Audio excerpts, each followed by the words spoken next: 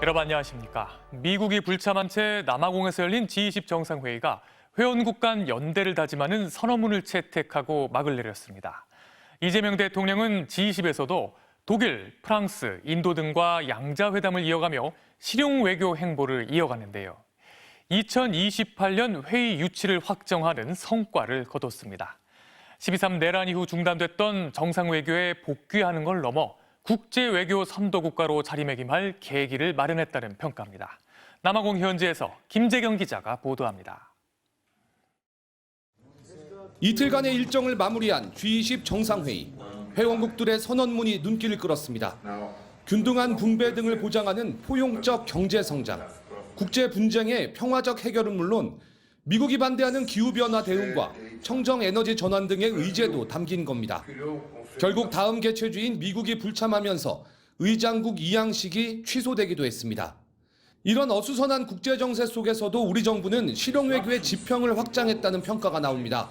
미국발 보호무역주의에 맞서 다자무역을 강조하며 12.3 내란 뒤 G7, UN 총회, 경주 에이펙에 이어 이번 G20 4개국 순방으로 정상외교 복귀를 넘어 외연을 넓혔다는 겁니다. 이런 맥락 속에 이 대통령은 믹타 다자회담과 프랑스, 독일, 브라질, 인도 등과의 양자회담을 이어가며 한국 방문을 요청하기도 했습니다. 그리고 내년이 한국 프랑스 수교 140년인데 내년에는 꼭 방한하기 바랍니다. 대한민국 국민들과 함께 국빈으로 아주 잘 모시도록 하겠습니다. 특히 2028년도 G20 개최지 확정은 국제 외교 선도 국가로 자리매김할 기회가 될 것으로 보입니다. 대한민국은 위기의 순간마다 국제사회의 나침반이 되어준 G20를 함께 설계한 나라로서 G20 정상회의 출범 20년인 2028년 다시 의장직을 맡아 여정을 함께 이어가려 합니다.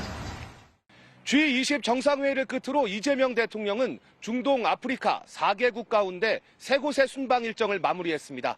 이제 다음 목적지는 우리와는 서로를 형제국가라고 부르는 튀르키예입니다. 요하네스버그에서 MBC 뉴스 김재경입니다. 지금부터는 MBC가 연속 보도해온 우리 사회의 다양한 갑질 실태를 집중적으로 전해드리겠습니다. 그제 어제 MBC가 단독으로 강원도 양양 공무원의 충격적인 갑질 소식 전해드렸죠. 현직 공무원이 환경미화원들에게 엽기적인 가혹 행위를 했다는 소식에 많은 시청자들이 분노를 나타냈는데요. 강훈식 대통령실 비서실장이 결코 있어서는 안 될 범죄 행위라며 철저한 조사와 수사를 지시했습니다. 정상빈 기자가 보도합니다. 남성 3명이 이불로 덮여있는 또 다른 직원을 밟기 시작합니다. 양양군청의 7급 운전직 공무원은 자신이 투자한 주식 가격이 떨어져 재물을 바쳐야 한다며 소속 미화원들에게 폭행을 강요했습니다. 본인의 주식이 3%가 오르지 않을 시 저희 이제 3명을 가위바위보를 시켜서 진 사람을 밟으라고. 가해 공무원은 이 폭행과 괴롭힘을 이른바 계엄령 놀이라고 불렀습니다. 주식 가격이 올라야 한다며 라이터와 담배, 속옷까지 빨간색 물건만 사용하라고 지시하거나 주식을 따라 사라고 강요했고 근무 중에는 미화원들을 차에 태우지 않고 출발해 이들을 위험에 빠뜨리기도 했습니다. MBC 보도 이후 파장이 커지자 대통령실까지 나서 입장문을 내고 결코 있어서는 안 될 범죄 행위라면서 해당 공무원에 대한 엄정한 조치를 지시했습니다.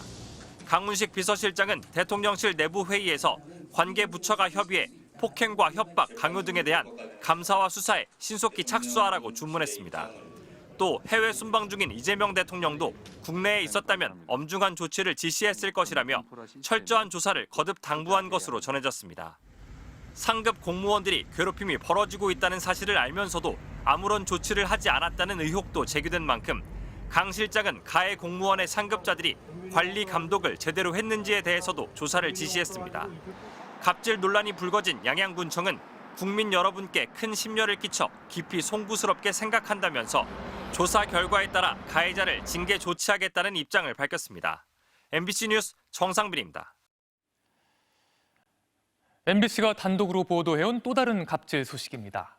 명륜 진사갈비 가맹본부 대표가 점주들에게 불법으로 고금리 대출을 해왔다는 의혹 여러 차례 전해드렸는데요. 이 대표가 사실상 본사 자금으로 모두 운영되는 대부업체 12곳을 두고 연 15%의 고금리로 불법 대출을 해온 혐의로 검찰에 넘겨졌습니다. 김지인 기자가 보도합니다. 지난 2017년 등장해 아이돌 가수 등을 광고 모델로 내세워 전국 500여 곳의 가맹점을 모은 고기 뷔페 브랜드 명륜 진사갈비. MBC는 가맹본부인 명륜당이 가맹점주들에게 사실상 고금리 불법 대출을 해왔다는 의혹을 연속 보도했습니다. 대부업 사무실이더라고요. 계약서 갖고 오는데 이게 딱 보는 순간에 이제 이자 15%가 돼 있는 거예요. 서울시 민생사법경찰국이 명륜당 이종근 대표를 대부업법 위반 혐의로 송치했습니다. 수사 결과 드러난 수법은 이렇습니다. 명륜당이 은행에서 운영자금이나 시설자금 명목으로 연 3, 4% 저금리로 돈을 빌려 자회사와 대부업체들을 거쳐 명륜 진사갈비 가맹점주들에게 연 최대 15%에 이르는 고금리로 대출해준 겁니다.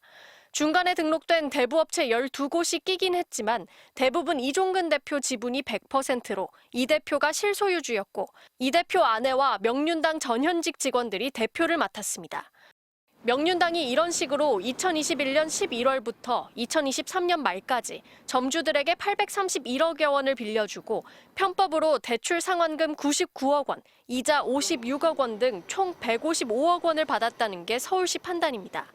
서울시는 가맹본부가 대부업 등록 없이 자회사를 활용한 신종 불법 대부 행위라며 이런 혐의로 가맹본부 대표가 검찰에 넘겨진 첫 사례라고 설명했습니다. 이에 대해 명륜당 측은 이익을 목적으로 한 사업이 아니라 예비 창업자들의 자금 부족 문제를 해결하기 위한 창업 지원 장치였다며 직접 추심 방지와 무이자 대출 전환 등 가맹점 부담을 덜기 위한 조치를 계속 해오고 있다고 해명했습니다. 또 수사 결과에 따라 필요한 조치를 이행해 나가겠다고 했습니다. MBC 뉴스 김지인입니다. 이번엔 의료계 갑질 소식입니다. 서울 강남의 한 대형 치과가 입사 이틀 만에 퇴사한 직원에게 손해를 배상하라며 180만 원을 청구해 논란이 일고 있습니다.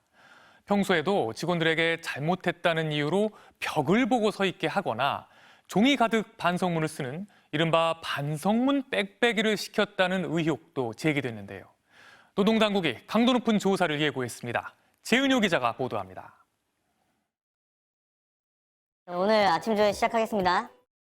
치과 직원 수십 명이 가지런히 두 손을 모은 채 서 있습니다. 서울 강남의 한 대형 치과 원장이 월요일 아침마다 조회를 여는 모습입니다. 이 치과 SNS에는 이같이 조회 영상을 비롯해 직원을 품평하는 내용이 많이 올라와 있습니다. 입사 한 달이 지나면 50만 원, 세 달이 되면 100만 원을 지원금으로 준다며 신입을 모집하는 이 치과. 정작 한 직원이 입사 전 고지된 것과 근무 내용이 다르다며 출근 이틀 만에 퇴사하겠다고 하자 손해배상으로 180만 원을 청구했습니다. 치과 측이 직원 출근 첫날 퇴사를 한 달 전에 통보하지 않으면 월급 절반을 배상해야 한다는 약정을 하게 했기 때문입니다. 직원이 항의하자 치과는 내용 증명까지 보냈고 결국 직원은 고용노동부에 진정을 넣었습니다. 근로계약을 어길 때의 배상액을 이렇게 미리 정해두는 걸 위약예정이라고 하는데 근로기준법에선 엄연히 금지하는 일입니다. 근로감독에 나선 노동부는 더 황당한 제보를 접했습니다. 대표 원장이 단톡방에서 욕을 하거나 빽빽이 형식의 반성문을 쓰게 하고 또 잘못했다며 3시간씩 벽을 보고 서 있게 하는 면벽 수행을 시킨다는 겁니다. 깜지 쓰기 한다든지 벽 보기 서 있게 하는 이런 거는 직장인 괴롭힘이 일단 맞다고 봐야 되고요. 우월적인 지위를 가진 자가 정신적 고통을 준다든지 근무 환경 악화시키는. 노동부는 추가 조사 결과 폭언, 폭행 등 직장 내 괴롭힘 의혹을 확인했다고 밝혔습니다. 노동부는 내일부터 특별감독으로 전환하고 감독관 7명으로 구성된 감독반을 편성해 노동관계법 위반 여부를 살펴볼 방침입니다. MBC 뉴스 재은유입니다. 원금을 보장하면서 예금보다는 높은 수익을 주는 금융투자 상품이 이르면 다음 달 새로 나옵니다. 예금보험공사가 아니라 증권사 재원으로 원금을 보장한다는 건데요. 남효정 기자가 알아봤습니다. 자산 대부분을 증권사 상품에 투자하고 있는 50대 여성 고객. 높은 수익을 위한 선택이지만 원금 손실 위험이 늘 마음에 걸렸습니다. 그런데 증권사에서도 원금을 보장해주는 종합투자계좌 IMA가 나온다는 소식에 관심이 생겼습니다. 일단 시중은행보다 이율도 높고 그리고 원금 보장도 되고 투자를 고려하고 있어요.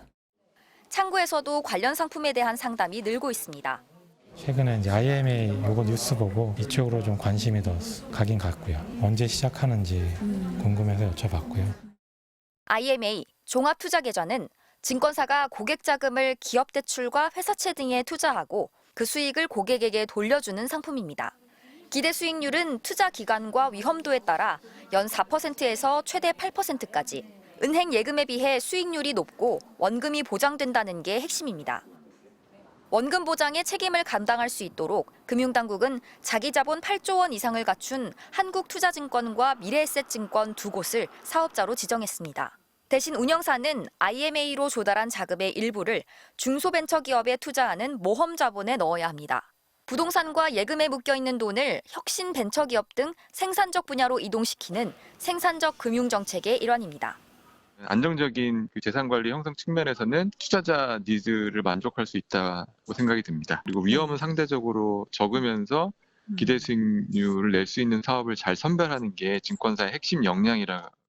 금융당국의 최종 심사를 받고 있는 IMA 상품은 이르면 다음 달 초 출시됩니다. 새로운 상품의 출시에 머니무브가 일어날 수 있을지 업계에 관심이 모이고 있습니다. MBC 뉴스 남효정입니다.